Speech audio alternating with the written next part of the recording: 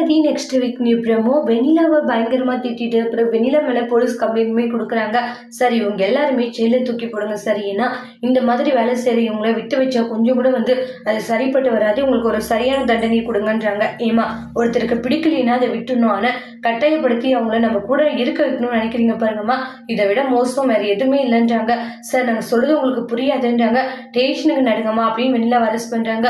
விஜய் நான் உன்னுடைய வெண்ணிலா விஜய்ன்றாங்க. அது என்னுடைய வெண்ணிலா தான், ஆனா பழைய வெண்ணிலா இப்ப நீ இல்லை சரியா, நீ ஒட்டுமொத்தமாவே மாறிட்டேன்றாங்க.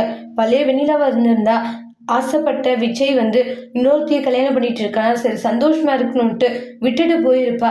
ஆனா நீ அந்த ஒரு விஷயத்த செய்யல, அது எனக்கு ரொம்பவே கோபமா வருதுன்றாங்க.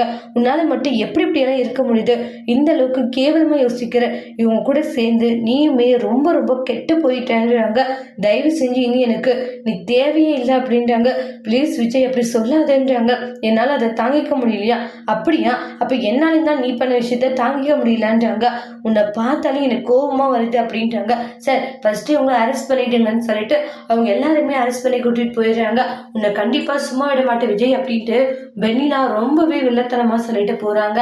அதோட இந்த பிரமுவை முடிச்சிருக்காங்க.